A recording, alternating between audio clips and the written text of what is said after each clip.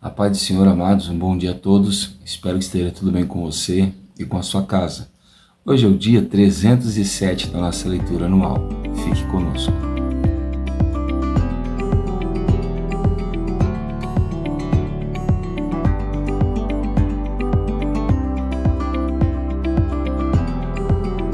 Bom, amados, nós estamos estudando o Evangelho de João e a nossa porção diária de hoje se encontra no capítulo 7 e no capítulo 8 de João. Eu espero que você consiga separar um tempo, fazer essa leitura com atenção, com calma. Eu creio que Deus irá abençoar você, iluminar a sua mente e te dar sabedoria. O nosso texto devocional de hoje vai se encontrar no capítulo de número 8 e os versos de número 31 e 32, nos quais a palavra de Deus vai nos dizer assim: Então Jesus disse aos judeus que haviam crido nele: Se vocês permanecerem na minha palavra, são verdadeiramente meus discípulos. Conhecereis a verdade, e a verdade os libertará. Amém? Bom, amados, nós estamos vendo, como João se preocupou em mostrar que Jesus é o Messias. E muito mais do que isso, João se preocupou em mostrar que Jesus é o próprio Cristo. E ele se preocupou tanto ao ponto de dizer que Jesus era o Verbo e ele estava lá com Deus antes da criação do mundo. Assim, a história de Jesus não começa com o seu nascimento, e sim com a criação de todas as coisas.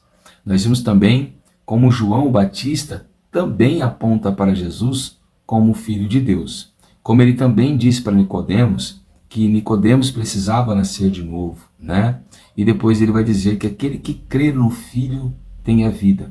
E nós vimos que essa palavra, crer em mim, crer no Filho, é constante no Evangelho de João, mostrando que Jesus reconhece uma necessidade das pessoas divulgarem que ele é o Filho de Deus, Bom, nós já vimos também que ele vai usar algumas simbologias para apontar para ele, Para Nicodemos, ele usou a serpente de Moisés.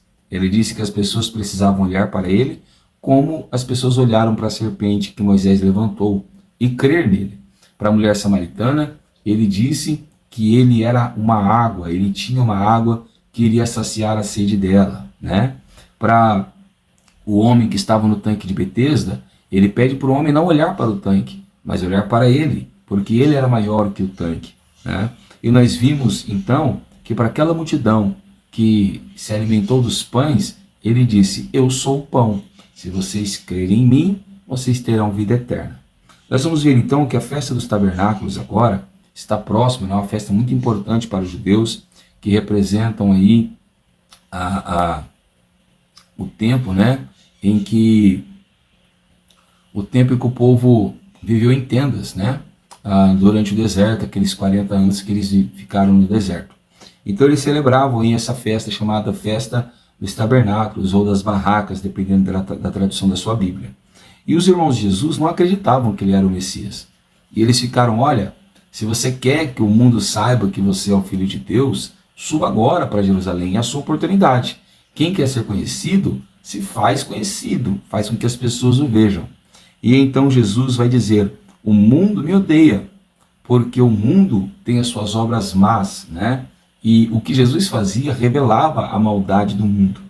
E então, Jesus sobe mais tarde para a festa dos tabernáculos. E quando Jesus chega em Jerusalém, existe ali um alvoroço, porque algumas pessoas criam em Jesus e outras não criam. Aqueles que acreditavam estavam em defesa de Jesus, mas aqueles que não acreditavam estavam constantemente acusando Jesus. E é interessante que essa questão das pessoas crerem ou não crerem foi muito importante para que Jesus pudesse pregar, mesmo que com a agressividade dos judeus, Jesus começou a ter oportunidade para pregar, porque eles começaram a questionar, a perguntar: você é o Cristo? Você é o Filho de Deus? E então, no último dia da festa dos tabernáculos, Jesus vai dizer assim, em voz bem alta, que se encontra lá no capítulo 7 e no verso de número 37. Se alguém tem sede, venha a mim e beba. Quem crê em mim, como diz a Escritura, no seu interior fluirão rios de água viva. Olha que coisa interessante. Jesus mais uma vez vai usar aí uma simbologia. Ele vai dizer que se alguém tiver sede, tem que beber dele, né? Mas como se bebe de um ser humano? Não tem como beber água de um ser humano. E Jesus, logicamente, não estava falando de uma água física, né? Assim como para a mulher samaritana não era, para o povo dos pães também não era. Aqui também não é fisicamente. Ele está falando que aquele que tem sede na sua alma, aquele que sente um vazio, uma sequidão na sua alma, só encontra uma água para sua alma em Jesus Cristo. E ele diz que quem crê nele, né? Ou seja, então beber dele significa crer nele. Quem crer nele, do seu interior, não vai ser apenas saciado a sua sede, mas vai fluir um rio, né? Um rio de águas vivas.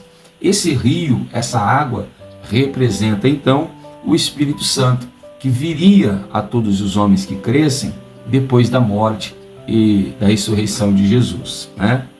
Então hoje não é diferente. Se alguém quer saciar a sede da sua alma, esse vazio que você sente, que eu sentia, que os homens sentem, essa necessidade que nós temos de Deus, é só preenchida pela pessoa do Espírito Santo. Bom, aí o problema aumenta, porque as pessoas se dividem. Então nos diziam, verdadeiramente ele é um profeta, verdadeiramente ele é o Cristo, né? E outros, não, quando virá o Cristo nós não saberemos de onde ele virá. Quando virá o Cristo, ele não vai restaurar todas as coisas, né? E aí entrou uma discussão muito profunda, né? A respeito de Jesus ser o Cristo ou não ser o Cristo. E então, algumas pessoas foram enviadas aí pelos fariseus para tentar prender ele, e eles não conseguiram prender Jesus. E aí eles vão dizer, olha, por que vocês não prenderam ele? E eles vão falar, olha, nós não conseguimos trazer ele, porque ninguém nunca falou como esse homem está falando. E as pessoas creem nele por causa das suas palavras. E então houve aquele alvoroço, e naquele momento nós podemos ter uma certeza de que aquele Nicodemos que foi ter com Jesus lá em João 3, parece crer verdadeiramente em Jesus. Porque Nicodemos se levanta e diz, olha, não é justo, segundo a nossa lei, julgar um homem, condenar um homem, sem que primeiro nós ouçamos ele. E aí os outros judeus vão dizer, por acaso, Nicodemos, você também está crendo nele, né? Por acaso você não sabe que da Galileia não vai se levantar um profeta? E nós podemos ter a certeza então que Nicodemos creu verdadeiramente em Jesus. Bom, aquele alvoroço em Jerusalém, Jesus à noite se retira para orar. Quando ele está descendo da montanha no dia seguinte, colocam sua mulher adúltera no meio da praça, pegam em ato de pecado, e eles dizem, olha, segundo a lei de Moisés, diz que ela tem que ser apedrejada. O que você diz? Jesus então, com muita calma, vai dizer para aqueles homens, aquele que dentre vocês não tiver cometido pecado, pegue na sua pedra e atire contra essa mulher.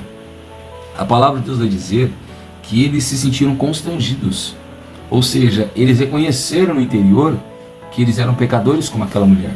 O pecado era diferente, mas o pecado era existente. Então todos largaram as suas pedras e foram embora. Então Jesus vai dizer assim para aquela mulher, mulher, aonde estão os teus acusadores? Alguém te condenou? E ela disse, não. Então Jesus vai dizer, eu também não te condeno, vai em paz. Então aquela mulher se levanta, se retira e vai em paz. E então Jesus depois vai dizer algo muito interessante. Ele vai dizer assim no verso de número 12, eu sou a luz do mundo, quem me segue não andará nas trevas, pelo contrário, terá a luz da vida. Olha que coisa interessante, Jesus já foi a palavra, Jesus já foi a serpente, Jesus já foi água e Jesus já foi o pão. Agora Jesus é a luz do mundo. A melhor maneira de não andar nas trevas é seguir a Jesus, ou seja, crer nele. Quem não creu em Jesus, e isso está lá no Evangelho de João capítulo 1 também, quem não creu em Jesus anda em trevas. O que são as trevas? É o mundo de pecado, é o mundo de horror. Mas quem creu em Jesus está andando na luz de Cristo. A luz representa a vida, a salvação. Então aquele que crê em Jesus tem a vida. Bom, então começa novamente uma discussão sobre a autoridade de Jesus, né? E então Jesus começa a dizer para eles que eles precisavam crer nele. porque Moisés e os profetas falavam dele, afirmavam dele. Eles não sabiam de onde Jesus tinha vindo, mas Jesus sabia quem o tinha enviado, que era o Pai. E aí vai acontecer que muitos vão passar a crer em Jesus. É o que diz no verso 30 do capítulo 8. E então Jesus vai dizer essa palavra não para todas as pessoas. Essa palavra é para quem já está crendo em Jesus. Essa palavra que nós vamos ler agora, muitas pessoas dizem para os seus parentes que ainda não se converteram, para pessoas que ainda não têm uma fé em Jesus. E essa palavra é para quem tem uma fé em Jesus. Olha o que diz o capítulo 8, os versos 31 e 32. E então Jesus disse aos discípulos que haviam crido nele: essa mensagem não é para todos. Se vocês permanecerem na minha palavra, são verdadeiramente meus discípulos. Então vamos lá. Quem crê em Jesus, depois de crer em Jesus, ele precisa tomar uma atitude. A primeira atitude é permanecer na palavra de Jesus. Você ouviu a mensagem, ouviu a palavra, creu na palavra. Então agora você precisa permanecer nela. Depois de permanecer na palavra, nós nos tornaremos verdadeiramente discípulos. Então o discípulo de Jesus não é somente aquele que crê em Jesus, não. Ele crê, ele recebe a palavra e ele permanece na palavra. O que nós estamos fazendo aqui todos os dias estudando a palavra de Deus é permanecer na palavra de Deus. Verso 32. Depois de permanecer na palavra, o que vai acontecer com essa pessoa? Ela vai conhecer a verdade. E depois que ela conhece a verdade, o que vai acontecer? Essa verdade vai libertar ela. Tem muitas pessoas que pensam que esse versículo está dizendo assim: preguei para o fulano, ele creu em Jesus, agora ele vai ser liberto. Não, não é assim. A libertação ela é um processo muitas das vezes lento, vagaroso. Tem pessoas que demoram meses, anos para ser liberto. Na verdade, tem pecados que nós precisamos ser livres constantemente, né? Então, quem vai fazer esse trabalho de nos libertar? A verdade que está na palavra de Deus, certo? Mas para isso nós precisamos permanecer. A palavra permanecer significa estar sempre. Então o cristão, ele precisa estar todos os dias meditando na palavra de Deus. Hoje nós vamos atrasar um pouquinho o devocional, o horário da postagem. É muito importante que você envie esse vídeo para aqueles que têm acompanhado, para pessoas que você ama, que você quer que seja liberto. Nós não podemos ler a Bíblia um dia sim, um dia não, ler semana passada e depois ler só o mês que vem. Isso não vai gerar transformação em nós. Para que a palavra de Deus gere transformação, libertação em nós, nós precisamos estar constantemente nela. Quem lê a Bíblia todos os dias começa a conhecer a verdade que está na Bíblia. E quem conhece a verdade que está na Bíblia acaba sendo livre por ela, sem que ninguém o pressione, sem que ninguém o obrigue. Esse versículo nos mostra uma quarta verdade. Qual é a quarta verdade que ele nos mostra? A verdade não está nos pastores, a verdade não está nos padres, não está nos bispos, não. A verdade não está na igreja A e nem na igreja B. A verdade não está na religião A ou na religião B. A verdade se encontra unicamente na Bíblia Sagrada. Quer conhecer a verdade? Quero. Então não é indo para a igreja A, igreja B, ouvindo o homem A, homem B, não. É lendo a palavra de Deus que você vai conhecer a verdadeira verdade que liberta o homem. Então, gera uma nova discussão. Qual é a discussão agora? Você tem demônios. Nós não somos escravos, nós somos livres. E então Jesus vai ensinar uma verdade crucial. Ele vai dizer assim no verso 34: em verdade lhes digo, que todo o que comete pecado é escravo do pecado. Então aquele que vive na prática do pecado, ele é um escravo. E a única maneira de você ser livre do pecado é conhecendo a palavra de Deus. Então eles vão dizer: não, nós não somos escravos e não somos bastardos. Nós temos por pai a Abraão. Deus é o nosso pai. Perdão, né? Eles começam dizendo que Deus é o pai deles. Então Jesus disse: não, se vocês fossem filhos de Deus, vocês ouviriam a minha palavra. Olha o que diz o verso 47. Quem é de Deus, ouve a palavra de Deus. Por isso vocês não me ouvem, porque não são de Deus. Então preste atenção, irmãos, novamente. Quem é de Deus não é quem frequenta a igreja. Quem é de Deus não é quem é crente ou quem é de outra religião. Não, quem é de Deus é aquele que ouve a palavra de Deus. Você tem dificuldade com a Bíblia? Tem dificuldade em ouvir a palavra de Deus? não gosta de ouvir a palavra de Deus, mesmo estando na igreja, temos um sério problema. Porque o Filho de Deus, ele tem prazer em ouvir a palavra de Deus. Quem não ouve a palavra de Deus vai ouvir mentiras. Quem é mentiroso? Jesus está dizendo. Olha aqui, verso 43. Por que vocês não compreendem a minha linguagem? É porque vocês são incapazes de ouvir a minha palavra. Então, quem não tem capacidade para ouvir a palavra de Jesus, ele não vai compreender a linguagem do reino de Deus. Vocês são do diabo, que é o pai de vocês, e querem satisfazer os seus desejos. Ele foi assassino desde o princípio e jamais se firmou na verdade, porque nele não há verdade. Então olha o que está dizendo aqui. Quem não ama a palavra de Deus, ama a palavra do diabo. E a palavra do diabo é baseada na mentira, porque o diabo não se firma na verdade. Então é muito fácil de você saber quem está na verdade e quem não está na verdade. Quem não está na verdade tem dificuldade de se enquadrar, de crer e de buscar a Bíblia Sagrada, de crer na Bíblia Sagrada, porque a verdade está aqui, Jesus disse, né? Então, quando nós temos a capacidade de nos enquadrarmos, de crermos na Bíblia Sagrada e reconhecer ela como verdade, nós estamos em Deus. Quando alguém tem dificuldade de se firmar na Bíblia, não, mas a verdade está ali, está aqui, não. A verdade, segundo Jesus, está na sua palavra. Quem não se firma nessa verdade está ouvindo a mentira de Satanás. Então nós temos que ver aonde nós temos acreditado, aonde nós temos colocado a nossa fé. Se na verdade que provém da palavra de Deus ou se numa falsa verdade que provém da palavra dos homens. Então eles vão dizer, nós não somos filhos do diabo, nós temos um pai e o nosso pai é Abraão. Então Jesus vai dizer assim, se o pai de vocês fosse Abraão, vocês iriam se alegrar comigo, porque Abraão viu os meus dias e se alegrou. Essa palavra é profética. Abraão viu a Jesus. Quando Abraão viu a Jesus? Isso não é muito certo. Será que ele está falando da visão de Melquisedeque? Será que Abraão viu Jesus na providência do Cordeiro com Isaac? Nós não sabemos. Mas que Abraão viu a Cristo, ele viu. E o texto diz que ele se alegrou. Quem vê a Jesus, além de ser livre, se alegra. E então Jesus vai dizer, antes que Abraão existia, eu sou. O Evangelho de João está repleto dessa declaração. Eu sou. E quando ele diz eu sou, ele não está dizendo que eu sou um homem. Ele está dizendo eu sou Deus. Então antes que Abraão existia, ele é Deus. E operando ele, ninguém vai impedir. Amém? Creia na palavra, creia na verdade. E ela vai libertar você.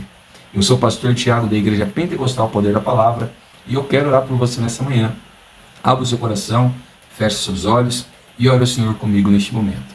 Senhor nosso Deus e nosso Pai, nós oramos a Ti, clamamos pela Sua bondade e pela Sua graça. Te pedimos que o Senhor venha nos abençoar nessa manhã, principalmente com a capacidade de nós crermos na Sua palavra, de nós permanecermos na Sua palavra e sermos libertos pela Sua palavra.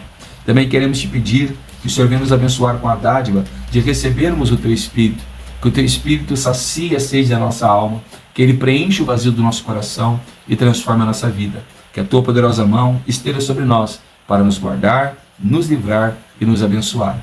Em o nome de Jesus, amém. Se você tem gostado desse trabalho, deixa o like, compartilha e se inscreva no canal se você ainda não for inscrito. Creio que Deus irá te abençoar. Fique com Ele, tenha um ótimo sábado e que Deus te abençoe.